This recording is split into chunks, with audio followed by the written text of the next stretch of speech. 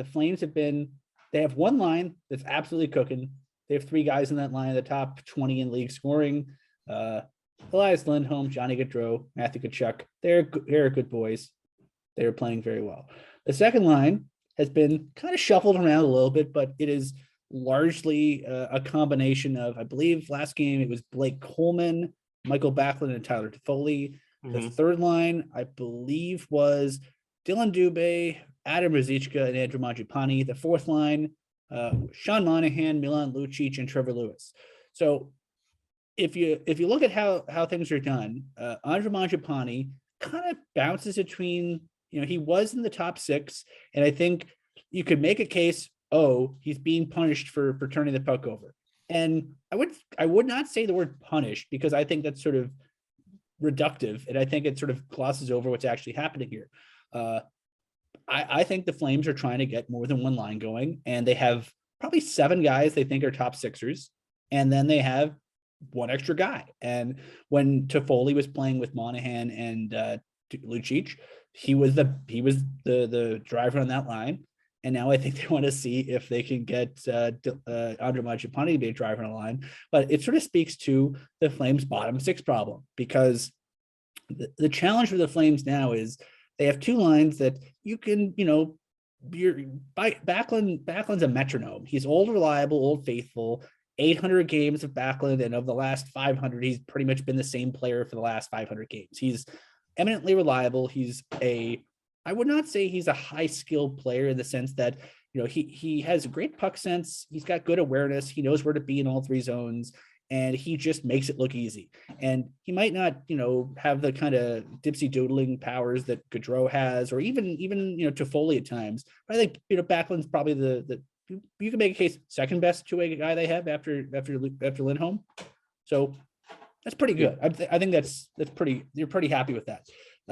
But beyond those lines, I mean, the big question is, what do you do? Because you mentioned that fourth line against Washington were not good, and they were playing at home. Granted, fatigue, but they were playing at home. They could control their deployments. They could control their matchups, and they were not good.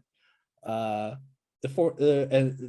Ruzicka line scored a really nice goal, but for the most part, they spent a lot of time playing in their own end and tried to dig themselves out of it. And so the Washington game, if we're looking, we talked about in previous episodes, the concept of productive games. The Flames have 20-some games left in the season. I think the game coming up against Tampa Bay is game 57. So they'll have 25 games left, 26, including the Tampa Bay game. Yeah. You want to squeeze the most juice you can out of those oranges to get yourself ready for the postseason, which means if you lose, you have to lose in ways that you learn something about your group. And the thing we learned about the group from the Washington game, outside the fact is they all look really tired, which it was, I think, some deficiencies in the bottom six. And I think the challenge is now, here's an example. Like you mentioned that, the Daryl Sutter's comments about Adam Ruzicka's play. He's mentioned a few times that, the language Daryl's very, very, for someone who has a reputation as sort of being a folksy old farmer, Daryl is really up on analytics to the point where a lot of what happened in LA with them building out their analytics department was Daryl going to the analytics department and the hockey ops people with questions they didn't know how to answer. And so a lot of the times they went, we'll find out, Daryl. And then they end up hiring people to find out for Daryl because they didn't have the ability to dig into the data for a lot of things that he was thinking about. And the other thing, Daryl is very tactical with the way he uses knowledge. He's very precise. He doesn't just say things. He knows what he's doing, and he's very precise about what he says, both to players and to the media about players. And so with Adam Ruzicka, Adam Ruzicka has been told to get a place to stay, a full-time place, because that's a CBA thing. After you've been on the NHL roster for either 28 or 56 days, depending on the circumstances, you get told to get a place. He's been on the NHL roster for almost 85 days. But I think if you're Daryl Sutter, you don't give a hoot necessarily about the CBA telling guys to get a place, because Daryl's main thing is he got lured off the farm to win. And I think he's still trying to figure out what Adam Ruzicka is, to the point where he's said there's a job for him to get here, a job for him to earn, a job for him to win, various types of phrasings he's used. But the phrasing he used is basically saying Adam Ruzicka doesn't have a job yet. He's still applying for the job of an NHL center. And with the trade deadline coming up in 11 days, if Adam Ruzicka doesn't get the job, do you go out and get somebody? Probably. And just hypothetically, if they decide on March 11th, March 10th, March 20th, whatever day they decide, if they decide to send Adam Ruzicka down, all of a sudden they could afford Calle Yarncroke with no salary retained. There's some that and that's kind of interesting to me. Or they'd have to retain if they have to retain anything, I'm fuzzy on the math depends on when they do it, but you could blow all the farm on Calle Yarncroke, and your roster swap out would be Calle Yarncroke for Adam Ruzicka. And I don't think it's unfair to call that an upgrade. I don't think daily faceoff, our friend Frank Cervelli, he worked on the trade targets. If you go to the website, dailyfaceoff.com has currently 40 players on their trade target list. One of them, I believe, they basically said, Yarncroke and Nick Paul out of Ottawa are basically kind of equivalent assets. If you want a finesse guy, if you want like a versatile finesse guy who plays a speed finesse game, a guy who would fit in with his cousin, Elias Lindholm, and the basically half of Team Sweden in Calgary, you go out and get Calle Yarncroke. If you're thinking, you want to have a bit more of some bite to your games, a guy to lean on guys, a guy to crash and bang and create some space for your other players and to wear other teams down, then you go out and get Nick Paul. Because Nick Paul, he's a left shot, but he can play center, he can play the wing, he's big, he's experienced, he's smart, he's just, he's experiencing a huge breakout, and all signs point to him, at least right now, not re-signing in Ottawa, at least not during the season. And so if you're Ottawa, maybe you can, get a third or a fourth round pick. If you're Calgary, you get a guy who seems like a Daryl Sutter player. And to be honest, I think both Nick Paul and Calle Yarncroke would fit right in. But I think the reason we're seeing Daryl mix and match and tinker as much as we're seeing over the last week or two with the bottom six, and really with all the forward lines outside of the top line, is because he's trying to figure out what he needs out of these guys. And if he can't get it, where do they have to go to get something like that? He also said to, lots gonna need lots of different looks. He said, he's like, oh, I got to see because you got to see what you have now. You no use trying to experiment and tinker in the playoffs when you don't know if it's going to work. You might as well figure out what works now beforehand. And it's not just for the playoffs; it's to beat really good teams coming in. Because if you just keep your lines the same for 100 games, then teams will go, okay, well, this is exactly what they are. These are what these players do. Let's try and shut them down.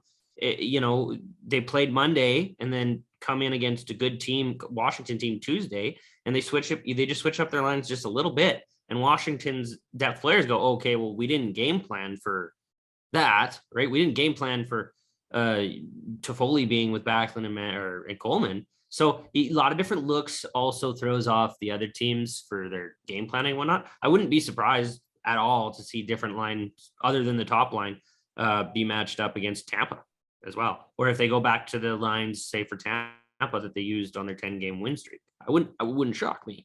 I just think he wants to know what he has. And then also, the trade deadline's coming up. It's not like the GM just doesn't talk to the coach. The coach will go to the GM and say, I really feel that this is the hole I need to fill. If you look at we talked about the centerization of the Calgary Flames. Do you really think that they didn't talk about what kind of player do you need? Daryl spent the last 30 games of last season figuring out the Flames have. And that's why they brought in the Zadorov and Lewis. Gudbranson. Daryl Sutter brought in Lewis and Pitlick. Daryl Sutter called Gudbranson and said, would you be interested? That's pretty significant. So, I think the coach and the general manager are hand in glove right now in terms of getting what they want out of the group and getting what they want out of the trade deadline. I mean, Tyler Toffoli is a Daryl Sutter player. He plays the kind of style that Daryl likes, and he's, Daryl coached him. He coached him. He played a kabillion playoff games last year, and he's a guy who scores goals, and they were a team that needed guys to score goals. And I think now it's like, okay, the guys who I think are safe, I think Brad Richardson is safe because he has cup rings and he can play a lot of different things. And if you don't use him, he's $800K. you're not really losing out on anything. He can plug into the fourth line on any given night and if give you exactly what you expect. He's the type of guy in the playoffs. If you play 7 games in the playoffs, you probably throw Brad Richardson in for 2 of them. And he might not play a ton, but he'll give you good, honest minutes. But he's 36 years old. He's coming off some injuries, and his body will, his body's the limiting factor with him playing more. And so I think he's probably safe. The guys I'd be worried about, if I were them, is I'd say Brett Ritchie, because Brett Ritchie has not been good. I'd say he's an NHL player, but he's a very, very replacement level NHL player. He's the definition of replacement level. Yeah, he's Brad Richardson without the nuance, because Richardson can do a lot of different things. Brett Ritchie is all straight line speed, and he's a good forechecker. There's some value in that, but he's a non-entity offensively. Defensively, he's adequate. He doesn't play special teams at all. And so, if I wouldn't be shocked if we see him on waivers sometime in the next 2 weeks, just so they can potentially move guys around. Adam Ruzicka, he's the easiest guy to move out because he doesn't need waivers this year. He's waiver exempt for the whole season. So in the event, in 15 seconds, you can be like, got a Calgary Flames trade going, need a roster spot. You just go poke your head in the locker room and say, Rosie, you're going back to Stockton. He'll go, okay. And then he'll go to the airport and, Bob's your uncle. And I'm pretty sure, as much as they love Adam Ruzicka, he seems like a very nice kid. I don't think they're going to bat an eye about sending him down if it means they're going to have a team that has a better chance. Long term, he's 9 points in 21 games this year already. He's shown his offensive ability. He just got to get that.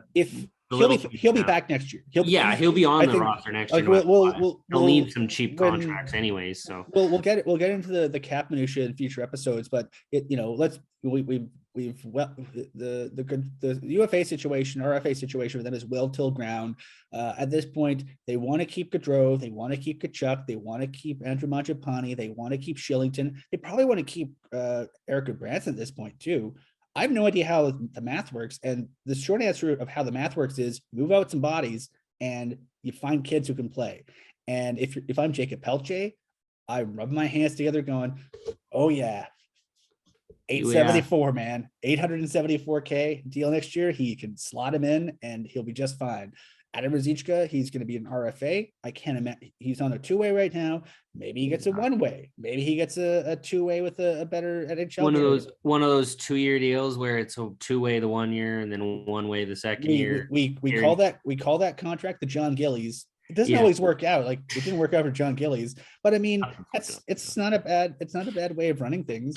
And so I think how they manage that's going to be very interesting. But I think Frank Cervelli did a radio hit with Boomer in the Morning on Sportsnet 960 The Fan on Tuesday, and he laid out he thinks that based on what Frank's hearing, much like they have done in previous years, the Flames will probably wait to the very last minute and then find out what kind of the best defenseman they can get for a 3rd or 4th round pick. Ryan Pinder mentioned previous years they've gotten Eric Gustafson, they've gotten Derek Forborth, they've gotten Oscar Fantenberg, like the depth defenseman, 6'7" defenseman, just extra NHL bodies. And Frank said, yeah, we'll probably do something like that. And based on the number of defensemen that are available, he thinks they'll probably get a better quality of defenseman for a 3rd or 4th rounder than they typically do, which is great. I mean, that'd be great. But I still think I think they still need to figure out the 4th or the bottom 6, because if you're playing in a 7-game series and you're seeing them over and over and over again, if I'm let's just say 3rd round, they're going to play Colorado. Let's just say, hypothetically, if you're reading the Athletics, Dom with Lisinski's, I just botched his last name. I'm sorry, Dom. If you're reading Dom's forecasting, Session, yeah. If you're reading Dom's forecasts, right now, he's forecasting Flames make it through the 1st round. They make it to the 2nd round. They lose in the 3rd round. Who knows? That's Micah's the same way. Yeah. So most of the models have Flames as the best team in the Pacific that gets through the 3rd round. They still got to play the games. And honestly, all due respect to the modelers, I've discussed this with some colleagues and we're all sort of the same opinion. Yeah, that sounds cool, but the playoffs are a different animal, and it's it's a short season. It's completely random. It's basically whatever goalie gets hot first, or if you have a hot goalie and Nathan McKinnon happens to go all world on you for 5 games, that can tilt you too. But Yeah. but anyway, so the best way to protect against randomness is just being good. And the best way to be good is to be deep and to be versatile. And the worst thing to do is to have some obvious sore spots, because let's just say second round series against Vegas, you really don't think Pete DeBoer will look at the Flames roster and go, what line is Sean Monahan on? Yeah, pretty much. That's exactly what I was thinking. He's been getting a bit whipped lately, but I mean, his plays dropped off from where it was the first 40 games. He's transitioned. He's not a scorer anymore. He's not. He's not a getting to the front of the net and tap it home kind of guy. He's a power play specialist. I mean, he's still got that shot. Well, he's actually above for the last 2 seasons. He's tracked above replacement level for even strength defense. He's actually turned himself into more of a defensive centerman. Now, everyone's going to pile on me because they see the odd turnover here and the odd turnover there, and it always ends badly. But more often than not, he's down in, he's supporting the defenseman in the offensive zone or defensive zone. He's always in the right support position. So if you're going to improve upon him, you need someone that will at least be as good defensively minimum. This is not a year to be messing around. Or somebody that can help him out. I mean, if Sean Monahan's the only good defensive player on Sean Monahan's line, then everything's on Sean Monahan. And then the folks that love confirmation bias will look at the clips and go, I saw on TSN that he turned a puck over, therefore he's bad defensively. If you have the puck all the time, you're going to give up the puck every now and then. I mean, that's the Oliver Shillington philosophy is you have the puck all the time, you're going to do cool stuff with it. 1 out of 5 times, you might screw it up. That means you better do cool things the other 4 out of 5 times. Shillington does that. Monahan doesn't really do that as much. That's why he's not on the first line anymore. But I still think there's value to be had there. But I think the question is, okay, like, again, we're talking about how do you get the most out of this last 26 games? How do you get the most out of the 23, 24-ish players who will be on the roster for the playoffs or up to the playoffs? Because